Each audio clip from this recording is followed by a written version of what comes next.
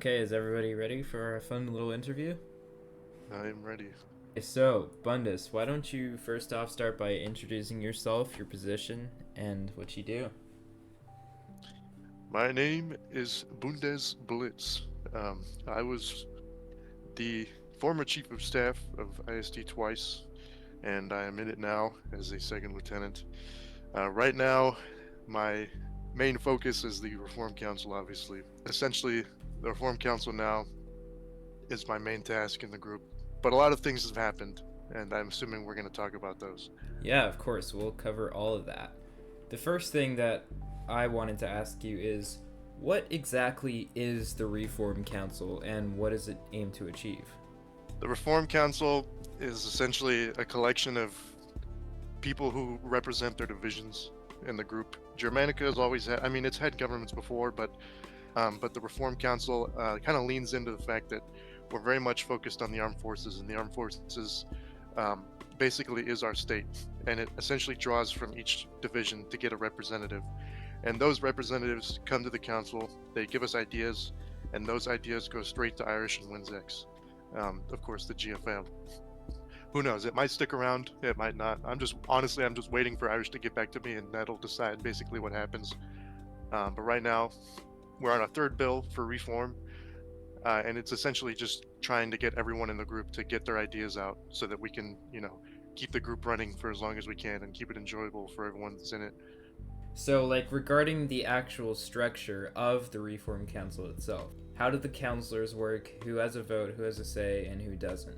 So, like I said, the counselors are drawn from the division. The chiefs of staff are the main representatives, so every chief of staff is automatically a counselor.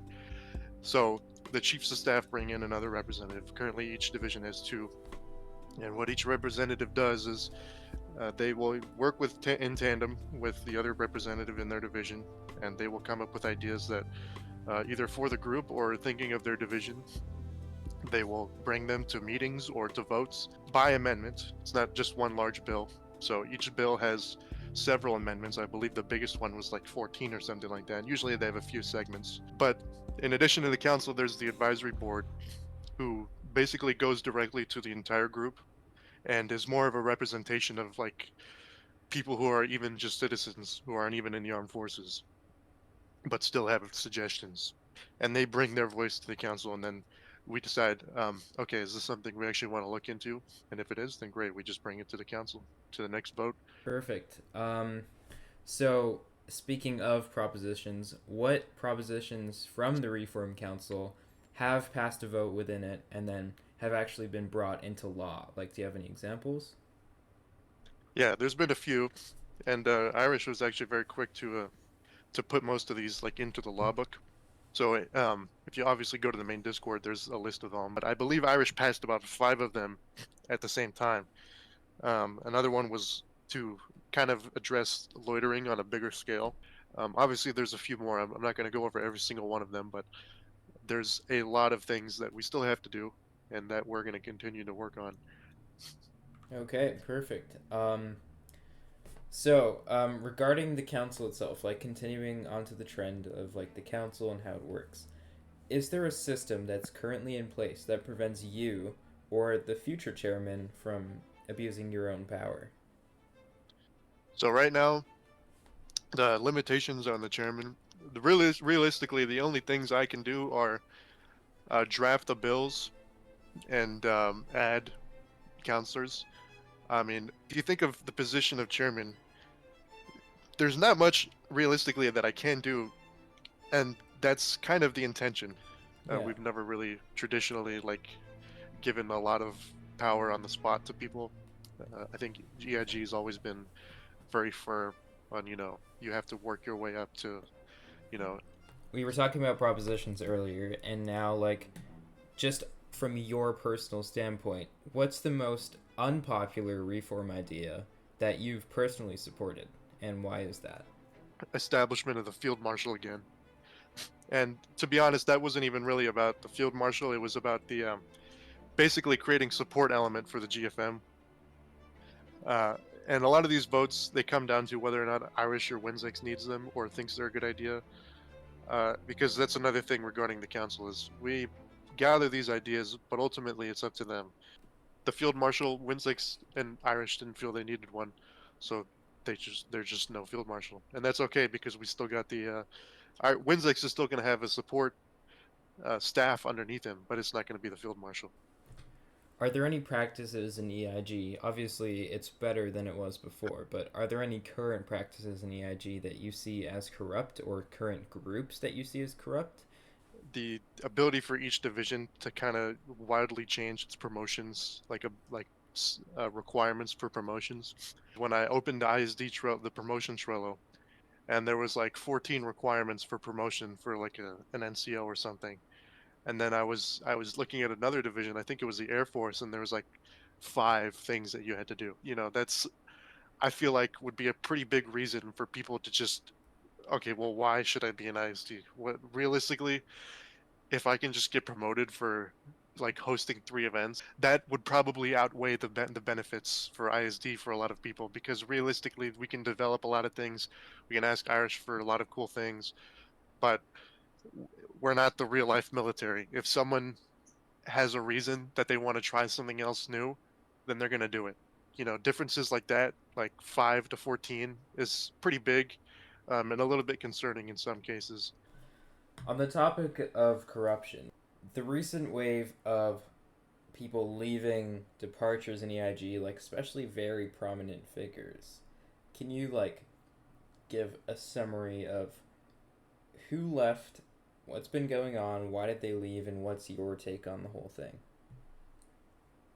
So, I mean, obviously, this topic's been wildly popular, obviously, because of the people who left. Mostly a bunch of council members. I would say a majority of the people that left were part of the council, including the original founder of the council and the original chairman. From what I gather, the main reason seems to be that they just don't enjoy EIG the same that they did. But realistically, EIG has this weird thing. It's a phenomenon that I've succumbed to several times. EIG is kind of like, you do things, you do your job, depending on what position you get up to. You make changes to make the environment that you're in the environment that you want to be in. And when you lack the ability to make those divisions the environment that you want to be in, uh, or you just feel like you're unable to, I feel like that drives people away, and that might have been what they were experiencing. Like, on the contrary, I feel like a lot of those changes were passed, and I feel like it's so weird to create a council, make all these changes, have a lot of them succeed, and then all of a sudden just disappear out of nowhere. Most of the time, we have a very loyal following, I would say, and we have a lot of people that come back because there's just something about EIG. I don't know if it's the way the groups run, if it's Irish, if it's the officers or the leaders in general, but something always makes people come back. And I think no matter how big of a spectacle it is when people leave, I mean, it never really truly affects the group as a whole, because those people, I guarantee you, some of them will be back at some point. It may not be now, it may not be in a week, it may not be in months, and hell, it may not be for a year or two, but I almost guarantee you that at least a few of those people will be back. And I would agree that it was a little bit strange that they left in the middle of the council, but they had their reasonings and they didn't seem to be too hostile. Um, and they found some place that they wanted to be in. They say that EIG is like a bad relationship, like you try to break up over and over and over again, but you just keep coming back. I would say a bad relationship, but minus the bad part. It's like the clinginess of a bad relationship, but like, minus the wanting to tear your hair out and feeling like shit part. Yeah, I It, don't know. I think that's where we disagree. I think I also get the wanting to tear my hair out part with EIG, especially being chief of staff of the mechanized battalion. I just have one more question that is definitely on the more controversial side. Um, do you have any comments on 3_9X's recent discharge and the document that followed? Personally, I don't like to bash too much, especially because here's the thing. People like to do their own things, and they have their own free will. They can do whatever the hell they want. But regarding his resignation itself, I mean, he was a very effective leader, I would say. and I think he, like many others who left, had his own reasons for leaving, and I don't think anyone who left should be bashed per se. I mean, I have said it before. I was a little bit disappointed when a lot of the people left because there was work to be done, and um, to be fair, it was kind of just left on a dime. But that work's still being done. At the end of the day, we're still doing it, and we're still continuing it. So there's no need to cry too much over it. Like when you realize for the first time, do I actually want to put the effort in, or do I just want to go in where the effort's already been done? And some people, um, they'll either sit in that position and they'll feel guilty about doing nothing. They'll sit in that position, they won't care, and they'll do nothing. Um, some people retire and they leave it to the next person, and that's what all people should do. There shouldn't be anyone that sits around and does nothing because that's detrimental. Most of the issues that they addressed were pretty valid, and I'll just say it at this point. IAA, I think, is fine by now. I don't think it's anywhere near realistically as bad. If not, I don't. If not that, I don't think it's bad at all compared to when it was led at a certain point in like 2023 to 2024. So thank you, Bundes. Yes. Any closing remarks? Um, I would just say that EIG's been around for a long time, since 2019, obviously, and it's been through a lot of shit. I can think of a lot of times that have been a lot worse than this. In ISD alone, we've had shit storms that have been, a lot worse than what's happened in the past month. We always will have a resource pool of people that are willing to put in the work. I mean, even when the Reform Council, when people left, I got an insane outpour of people who were DMing me, what work do you need to be done? How can I help? Is there anything left that I can do? And there's always going to be people that, love this group enough to put in whatever work needs to be done to get it working. And I'm not sure if it's exactly what Irish's schedule is, but I've kind of noticed over the years that over summer break is when he likes to issue all of the massive development changes. And I think Irish has a very good way of running the group. People, say, "Oh, well, he's a developer," but you have to remember he's been here longer than anyone else. He's seen every single chief of staff, every single officer come and go. So he's seen more perspectives on how to run things than anyone else in this group. And if you seriously think that anyone has more experience running EIG than him, then you would be deadly mistaken. So um, I would just trust in things getting better because we have the people to make it better, and we always will. So I would say it's pretty much all I have left to say on it. Thank you, Bundes. Yes, of course.